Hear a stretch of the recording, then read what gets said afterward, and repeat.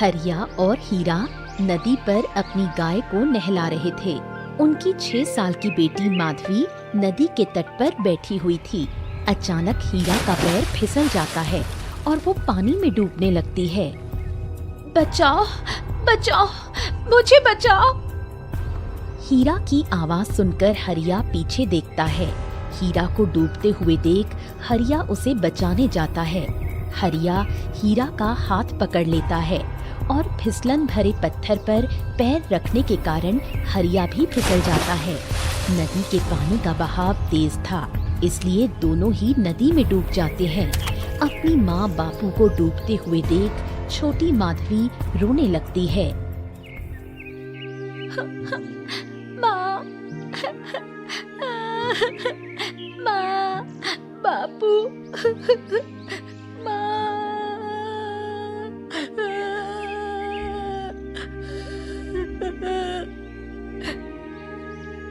माधवी की रोने की आवाज सुनकर कुछ लोग वहाँ आते हैं।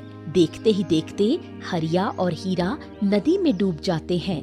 कुछ लोग मिलकर हरिया और हीरा के मृत शरीर को पानी से बाहर निकालते हैं। माधवी का मामा आता है और हरिया और हीरा का अंतिम संस्कार कर देता है। एक ही क्षण में माधवी अनाथ बन जाती है। छोटी माधवी का रो रो कर बुरा हाल हो जाता है। उसकी ऐसी अवस्था देखकर माधवी के मामा महेश को बहुत दुख होता है और वो उसे अपने साथ अपने घर ले आता है। उसे देखकर, आप इसे भी अपने साथ ले आए? हाँ, बेचारी अनाथ हो गई है। इसे मैं किसके सहारे छोड़ाता वहाँ? मेरी बहन और उसके पति की तो मृत्यु हो गई है। अब मेरे सिवाय इस छोटी सी बच्ची का कोई नहीं है। अरे परंतु हमारे पास इसे रखने की जगह कहाँ है? इतनी छोटी सी बच्ची है, उसे कितनी जगह चाहिए? अभी उसे हमारे प्रेम और आधार की आवश्यकता है। माया को माधवी का वहाँ आना अच्छा नहीं लगा। माया माधवी को भूखा रखने लगी। महेश के काम पर जाने के बाद माया माधवी से घर के सारे काम करवाती। मामी, मुझे भूख लगी है। हाँ हाँ, पता है, जब से आई हो तब से खाती जा रही हो। अभी खाना नहीं मिलेगा, पहले जाकर वो बर्तन साफ कर लो और हाँ, अच्छे से सफाई करना।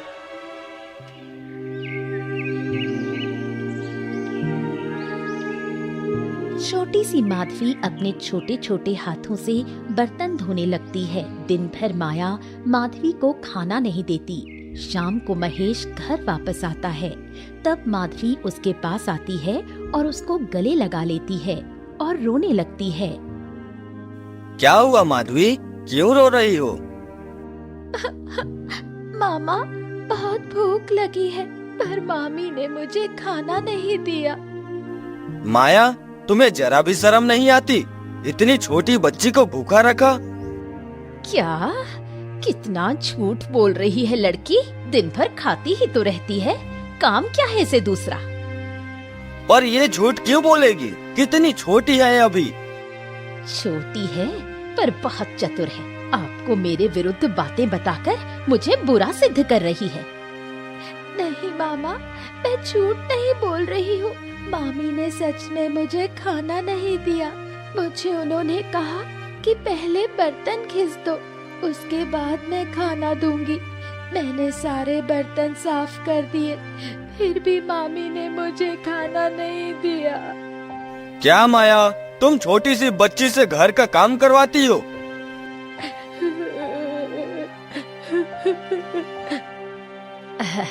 नहीं नहीं, वो तो आज मेरी तबीयत जरा ठीक नहीं है, इसलिए मैंने इसे थोड़ी मदद करने को कहा।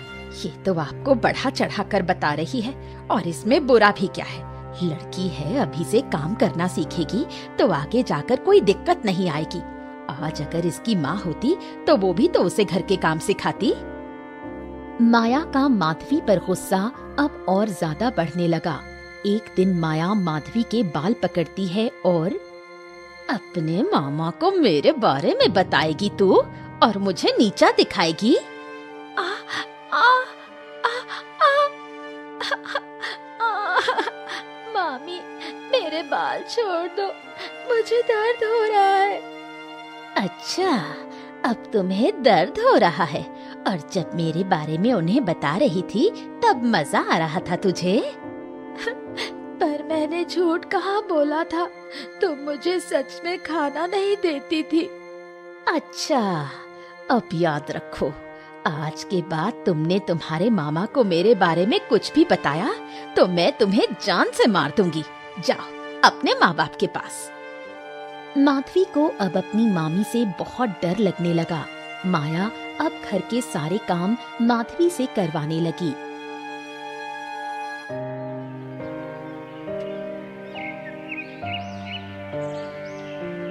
उधर उस राज्य के महाराज सत्यवान एक दिन वन से जा रहे थे। तभी उन्हें वहाँ एक विचित्र व्यक्ति दिखाई देता है। उसके पूरे शरीर पर भस्म लगा हुआ था और गले में उसने कई प्रकार की मालाएं पहनी थीं। वो व्यक्ति वन में कुछ ढूंढ रहा था। महाराज उसके पास जाते हैं। कौन हो तुम और इस वन में क्या ढूंढ रहे हो? महाराज, मैं तांत्रिक हूँ। इस वन में एक बहुत पुराना गुप्त खजाना छुपा हुआ है। मैं उस खजाने की खोज में आया हूँ। क्या? एक गुप्त खजाना? हाँ, मैंने सुना है कि कई राजा उस खजाने को प्राप्त करने की इच्छा रखते हैं, परंतु आज तक किसी को भी वो खजाना प्राप्त नहीं हुआ है। ऐसा क्या विशेष है उस गुप्त खजाने में? महाराज, सुना है कि उस गुप्त खजाने में हीरे, जवाहरात, सोने के सिक्के, कई प्रकार के रत्न हैं। वो खजाना इतना बड़ा है कि यदि वो किसी को प्राप्त हो जाए तो राज्य इतना समृद्ध हो जाएगा कि कोई उसे परास्त नहीं कर पाएगा। वो सर्वशक्तिमान हो जाता है। अच्छा, फिर तो उस खजाने को मैं ही प्राप्त करूंगा। महाराज, उस खजाने को प्राप्त करना इतना सरल नहीं है। उस खजाने को प्राप्त करने के लिए हमें एक बलि की आवश्यकता होती है। वो बलि न देने के कारण से ही आज तक वो खजाना किसी को प्राप्त नहीं हुआ है। बलि? किस वस्तु की बलि देनी पड़ती है? किसी वस्तु की नहीं महाराज। जिसे वो खजाना प्राप्त करना है उसे अपनी पुत्री की बलि देनी होगी, तभी वो खजाना प्राप्त होगा। खजाना प्राप्त करने वाला यदि अपनी बेटी की विधिवत हवन करके बलि दे दे तो ही उसे वो खजाना प्राप्त होगा। ऐसी शर्त है।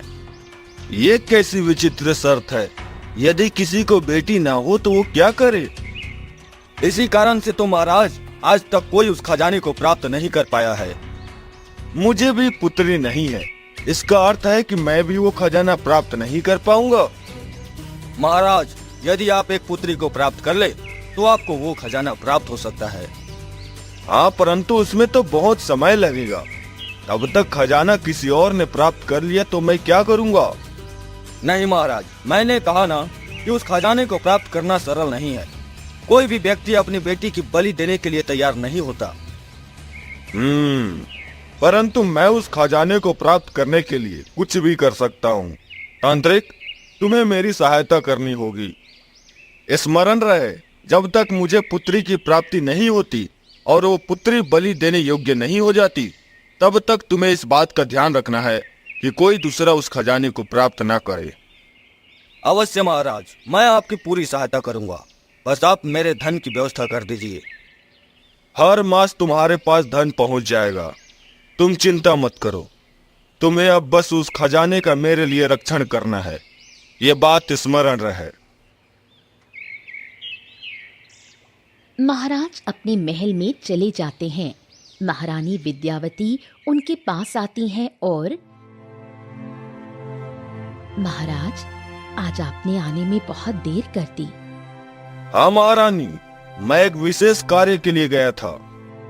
महाराज, आप इसी बात का विचार कर रहे हैं? कोई चिंता है क्या? चिंता तो नहीं है, परंतु एक बात की कमी महसूस हो रही है। कमी? हमारा राज्य तो इतना समृद्ध है, सभी धनवान हैं, इतना बड़ा राजमहल है, हमारे चारों पुत्र गुरुकुल में विद्या प्राप्त कर रहे हैं, फिर कमी कहाँ है? वो सब तो है महारानी, परंतु हमें पुत्री नहीं है। आपको पता है ना कि पुत्री होना कितनी सौभाग्य की बात होती है। मैं एक पुत्री को प्राप्त करना चाहता हूँ। पुत्री की प्राप्ति की इच्छा तो मेरी भी है महाराज।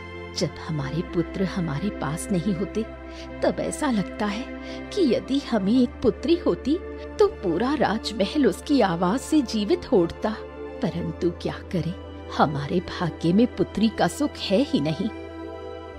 भाग्य की बात को मैं नहीं मानता महारानी। मैं एक बहुत बड़े तांत्रिक को जानता हूँ जिसके विद्या से हमें पुत्री की प्राप्ति हो सकती है। मैं कल ही उसे बुलाता हूँ। महाराज और महारानी बेटी के विषय में बात करने लगते हैं। महाराज तांत्रिक को बुलाते हैं और तांत्रिक अपनी तंत्र विद्या का उपयोग महारानी पर करता है। 1 साल के बाद महारानी विद्यावती एक सुंदर राजकुमारी को जन्म देती हैं। राजकुमारी यामिनी अब बड़ी होने लगी। उधर माधवी भी अब बड़ी हो रही होती है। माया के 2 बच्चे होते हैं और अब तो वो माधवी के साथ और भी ज्यादा बुरा बर्ताव करने लगी थी। घर के सारे काम करवाने के साथ साथ वो माधवी को खेत में मजदूरी करने भी भेजती थी और जो पैसे मिले वो खुद रख लेती थी। एक दिन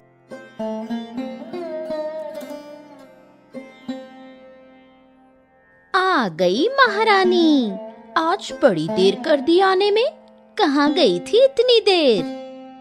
वो मामी, आज खेत में काम ज्यादा था, इसलिए मालिक ने ज्यादा देर तक काम करने को कहा था। अच्छा, काम ज्यादा करवाया तो पैसे भी ज्यादा दिए होंगे, है ना? हाँ, पैसे तो ज्यादा दिए हैं। माया माधवी के हाथ से सारे पैसे छीन लेती है। फिर अब खड़ी क्या है, जाओ जाकर खाना बनाओ, मेरे बच्चों को भूख लगी है। माधवी बेचारी खाना बनाने लगी। ऐसे ही एक दिन माधवी की तबीयत ठीक नहीं थी, इसलिए वो सुबह जल्दी नहीं उठी। माया उसे सोया हुआ देखकर बहुत गुस्सा हुई और छड़ी से उसे मारने लगी। उठ कलमुही, अभी तक सो रही है? घर के काम कौन करेगा? ऊपर से क्या तुम्हारी माँ आने वाली है? मामी, आज मेरी तबीयत ठीक नहीं लग रही है, आज मुझे आराम करने दो। कोई आराम नहीं मिलेगा। चलो उठो और अपनी ये नौटंकी बंद करो, काम करो जल्दी जल्दी। माया की बात सुनकर माधवी समझ जाती है कि माया उसे आराम नहीं करने देगी। माधवी उठकर काम करने लगी। उसकी आंखों से आंसू बहने लगे। वो रोते रोते सभी काम करती है और खेत में चली जाती है। ऐसे ही कुछ साल बीत जाते हैं। राजकुमारी अब 7 साल की हो जाती हैं। तांत्रिक इतने साल तक महाराज सत्यवान की प्रतीक्षा कर रहा था। एक दिन वन में इतने साल बीत गए हैं, अब तक तो राजकुमारी बड़ी हो गई होगी। महाराज को मुझसे मिलने आना चाहिए था, परंतु महाराज इतने सालों में एक बार भी मुझसे भेंट करने नहीं आए हैं। अब लगता है कि मुझे ही महाराज के पास जाना पड़ेगा। जब हवन में महाराज की बेटी की बलि दी जाएगी तब वो गुप्त खजाना प्रकट होगा और उस खजाने के प्रकट होते ही मैं महाराज की भी हत्या कर दूंगा। फिर वो खजाना मुझे प्राप्त हो जाएगा, मैं सर्वशक्तिमान बन जाऊंगा। महाराज को तो इस बात का आभास भी नहीं होगा कि उनके साथ क्या होने वाला है। बस एक बार मुझे उनकी बेटी मिल जाए, बस एक बार उनकी बेटी मुझे मिल जाए। उधर राजमहल में महाराज सत्यवान अपनी पुत्री राजकुमारी यामिनी के साथ प्रेम से रह रहे थे। राजकुमारी यामिनी को उन्होंने खजाने के लालच में प्राप्त अवश्य किया था, परंतु अब उन्हें अपनी पुत्री से इतना प्रेम हो गया था कि वो खजाने की बात भूल ही गए। एक दिन तांत्रिक महाराज से मिलने राजमहल आता है, परंतु सिपाही उसे द्वार पर ही रोक लेते हैं। तांत्रिक उनसे बहस करने लगता है। तभी महामंत्री वहां आते हैं और क्या हुआ, क्या समस्या है आपको? मंत्री, मुझे अभी महाराज से मिलना है, मुझे राज्यसभा में जाने की अनुमति दीजिए। नहीं, आप राज्यसभा में नहीं जा सकते। तुम नहीं जानते हो मेरी विद्या को, मैं राज्यसभा में नहीं जा सकता कह रहे हो? अरे मैं चाहूं तो तुम्हारा पूरा राजमहल अपने मंत्री से जला सकता हूं, तुम अभी जाकर महाराज को सूचित करो कि मैं उनसे भेंट करने आया हूँ। तांत्रिक की बात सुनकर महामंत्री उसे वहीं रुकने के लिए कहते हैं और महाराज से मिलने आते हैं। महाराज, एक तांत्रिक बहुत गुस्से में आपसे मिलने आया है। मैंने उसे द्वार पर ही रोका है। उसकी आपके साथ भेंट नहीं हुई तो वो अपने तंत्र मंत्र से राजमहल को जला देगा। महामंत्री की बात सुनकर महाराज को तांत्रिक का स्मरण होता है। ठीक है, उस तांत्रिक से कहिए कि वो जहाँ रहता है वहाँ चला जाए। हम उसे वहीं जाकर भेंट करेंगे। कोई समस्या है महाराज? हाँ, समस्या तो है, परंतु उसके विषय में आपको बाद में बताता हूँ। अभी आप उस तांत्रिक को सूचित कीजिए। वो तांत्रिक किसी भी स्थिति में राज्यसभा में नहीं आना चाहिए। महामंत्री जाकर तांत्रिक से कहता है कि महाराज उसे वन में आकर मिलेंगे।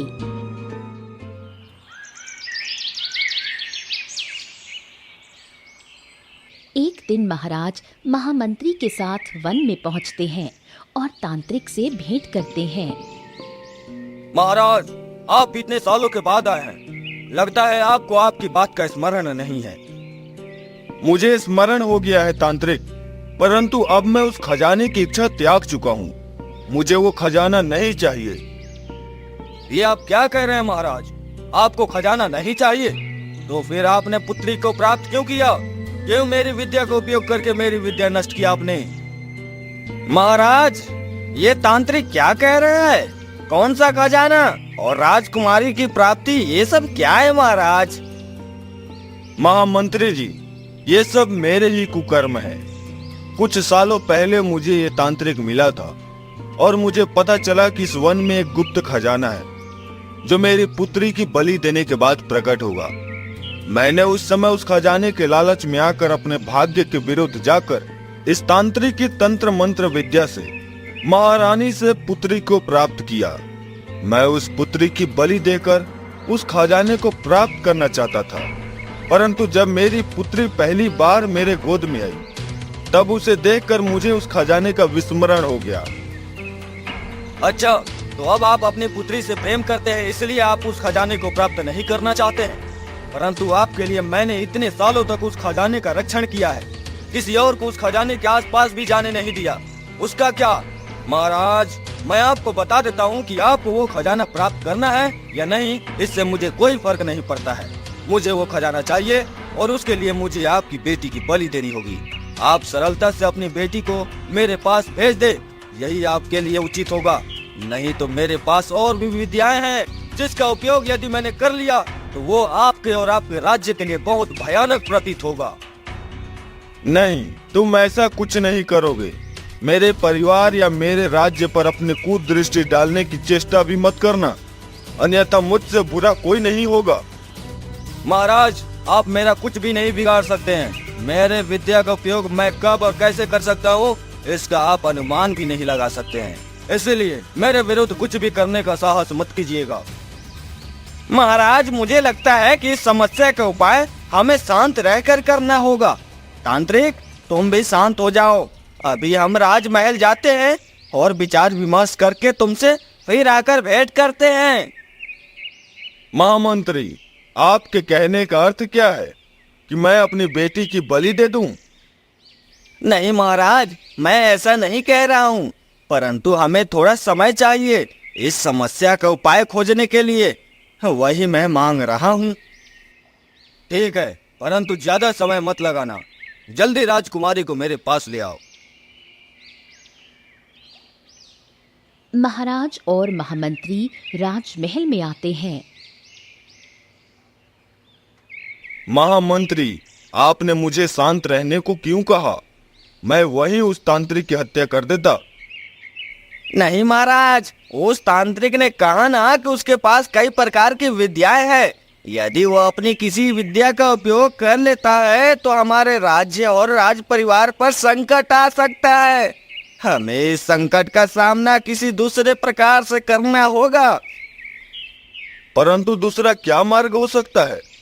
महामंत्री, कोई उपाय ढूंढ निकालिए। मैं अपनी पुत्री की हत्या नहीं कर सकता। क्षमा कीजिए महाराज, परंतु आपको खजाने का लालच करना ही नहीं चाहिए था। आज जो संकट उत्पन्न हुआ है वो उसी लालच के कारण हुआ है। मैं जानता हूँ महामंत्री, मुझसे बहुत बड़ी भूल हो गई है। उस समय मैंने विचार किया था कि एक पुत्री को प्राप्त करके मैं उसकी बलि दे दूंगा, परंतु मुझे अपनी पुत्री से इतना लगाव हो कि मैं उस खजाने के विषय में ही भूल गया था। आप भूल गए महाराज, परंतु वो तांत्रिक नहीं भूला। सत्य तो ये है कि आपके आड़ में वो खुद ही उस खजाने को प्राप्त करना चाहता है। परंतु अब क्या करें? मैं राजकुमारी को उसके पास नहीं भेज सकता, और यदि राजकुमारी उसके पास नहीं गई तो वो पूरे राज्य को नष्ट कर देगा। महाराज, मेरे मन में एक विचार आ रहा है। हम राजकुमारी के स्थान पर उनके ही आयु की किसी और कन्या को तांत्रिक के पास भेज दे तो? परंतु तांत्रिक ने कहा था कि उसे मेरी पुत्री के माध्यम से ही खजाना प्राप्त होगा, फिर किसी और कन्या की बलि देने का क्या उपयोग होगा? महाराज, जब वो तांत्रिक हवन करने बैठेगा तभी हम उस पर आक्रमण करके उसकी हत्या कर देंगे और उस कन्या के प्राण बचा लेंगे। इससे उस कन्या के भी प्राण बच जाएंगे और तांत्रिक भी कुछ नहीं कर पाएगा। हाँ, ये उपाय सही है। आप आज ऐसी कन्या की खोज शुरू कीजिए। अगले दिन से महामंत्री खुद राज्य में घूमने लगते हैं। एक दिन उन्हें महेश के घर के बाहर माधवी काम करते हुए दिखाई देती है। महामंत्री जी आकर माया से बात करते हैं। वो माया को धन की एक बहुत बड़ी पोटली देते हैं और चले जाते हैं। फिर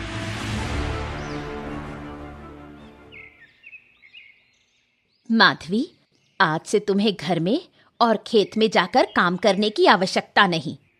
क्या हुआ मामी? अब तुम राजमहल में जाओगी।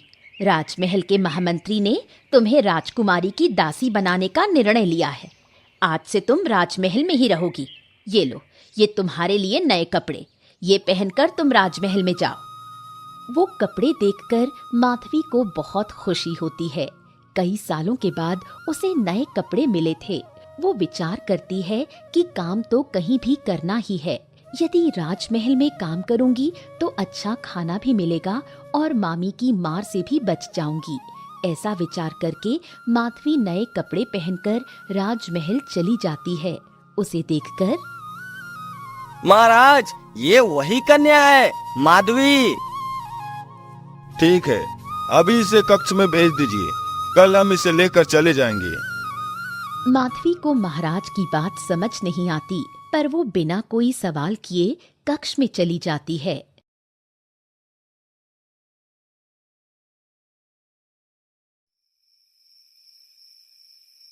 रात को महामंत्री और महाराज फिर से बात करने लगते हैं। महामंत्री, उस कन्या को लेकर हम कल कहाँ जा रहे हैं, ये किसी को भी पता नहीं चलना चाहिए। जी महाराज, किसी को भी पता नहीं चलेगा कि उस कन्या की बलि देने यहाँ ले आए हैं। माधवी उन दोनों की बात छुपकर सुन लेती है।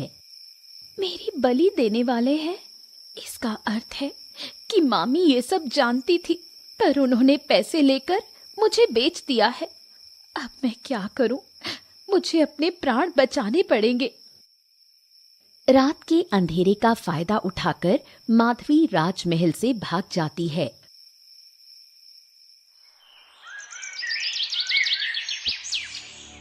अगले दिन जब महाराज को ये बात पता चलती है तब, ऐसे कैसे भाग गई वो लड़की?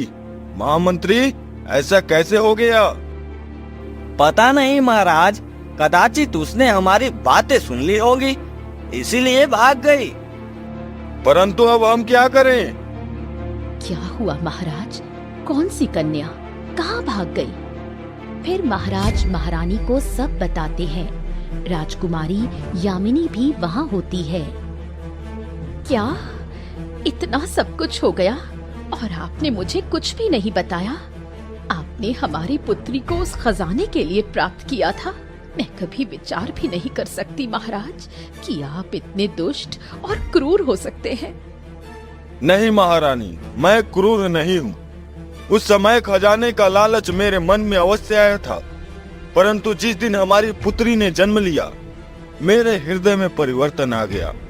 मैं उससे बहुत ज्यादा प्रेम करने लगा। मैं उसे कुछ नहीं होने दूंगा, और इसीलिए हमने उस लड़की को तांत्रिक के पास भेजने का निर्णय लिया था।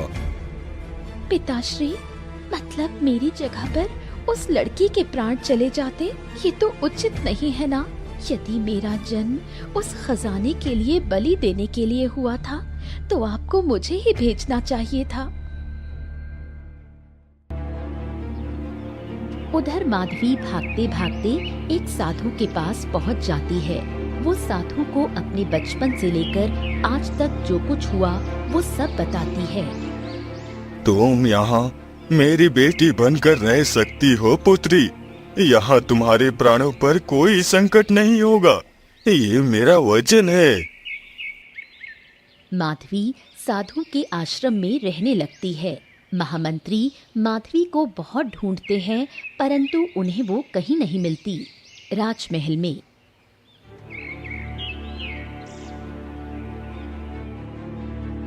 महाराज, माधवी कहीं नहीं मिल रही है। वो अपने घर भी नहीं गई है। पिताश्री, मेरे कारण एक निर्दोष कन्या के प्राण आपने संकट में डाले हैं।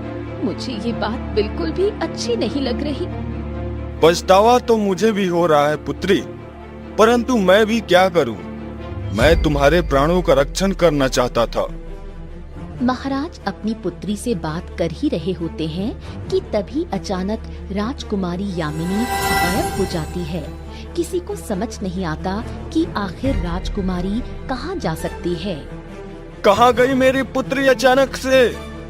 महाराज, आप कुछ भी कीजिए, परंतु मेरी पुत्री को वापस लेकर आइए।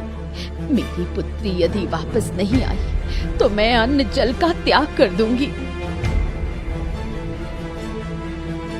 महाराज महामंत्री के साथ राजकुमारी को ढूंढने लगते हैं। महाराज राजकुमारी को ढूंढते ढूंढते उसी साधु के आश्रम में आकर पहुंचते हैं। वहां उन्हें माधवी दिखाई देती है। तो तुम यहाँ हो? आज तुम्हारे कारण मेरी पुत्री गायब हो गई है। इसके कारण नहीं महाराज, आपकी पुत्री आपके ही कारण गायब हुई है। मुनिवर, आप कृपया अपने ज्ञान से पता लगाइए कि मेरी पुत्री कहाँ हो सकती है। साधु महाराज के सर पर अपना हाथ रखते हैं। उन्हें उनकी विद्या से सब पता चल जाता है। महाराज, आपकी पुत्री तांत्रिक के पास है। क्या उस तांत्रिक ने अपनी विद्या करके मेरी पुत्री को बलि बनाने की तैयारी शुरू कर ली है? हाँ, शीघ्र ही वो आपकी पुत्री की बलि देने वाला है। मुनिवर, मेरी पुत्री को बचाने का कोई उपाय बताइए। महाराज, आपने अपने स्वार्थ और लालच के लिए अपने भाग्य के विरुद्ध जाकर एक पुत्री की प्राप्ति किया। ये सबसे बड़ी भूल थी। फिर आपने अपनी पुत्री के प्राणों को बचाने के लिए एक निर्दोष कन्या की बलि देने का निर्णय किया। हाँ मुनिवर, मुझसे बहुत बड़ा अपराध हो गया है, परंतु कोई उपाय बताइए। महाराज, सबसे पहले तो आपको मुझे वचन देना होगा कि माधवी को आप अपनी बेटी बनाकर राजमहल ले जाएंगे। इस अनाथ को अपनाकर आप एक परिवार और माता पिता का प्यार देंगे, और आपको एक तपस्या करनी होगी। जब तक आप अपनी तपस्या पूर्ण करते हैं, तब तक मैं तांत्रिक की विद्या को भुला देता हूँ। ठीक है, मैं आपको वचन देता हूँ कि माधवी आज से राजकुमारी बनकर रहेगी। महाराज तपस्या करने जाते हैं। उधर तांत्रिक अपना हवन शुरू करता है, पर अचानक वो अपने सारे मंत्र भूल जाता है। उसे कुछ भी याद नहीं आ रहा था कि राजकुमारी की बलि देने के लिए उसे कौन से मंत्र बोलने हैं।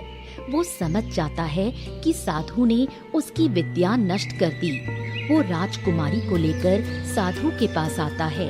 तभी महाराज भी अपनी तपस्या पूरी करके आते हैं। आखिरकार तुमने मेरी विद्या को नष्ट कर ही दिया। हाँ, तुमने सदा ही अपनी विद्या का उपयोग दूसरों के नुकसान और अपने स्वार्थ के लिए किया है। उसका नष्ट हो जाना ही उचित था। तुम मेरे सगे भाई होकर मेरे साथ ऐसा व्यवहार कैसे कर सकते हो? मैं तुम्हारा भाई हूँ, इसलिए मैंने अभी तुम्हारी विद्या को केवल नष्ट किया है। अन्यथा मैं तुम्हें ऐसा दंड देता कि तुम अपनी याददाश्त भी भूल जाते। हमारे पिताश्री ने हमें हमेशा धर्म का कार्य करने की शिक्षा दी थी, परंतु तुमने अधर्म स्वीकार किया और एक दुष्ट तांत्रिक बन गए।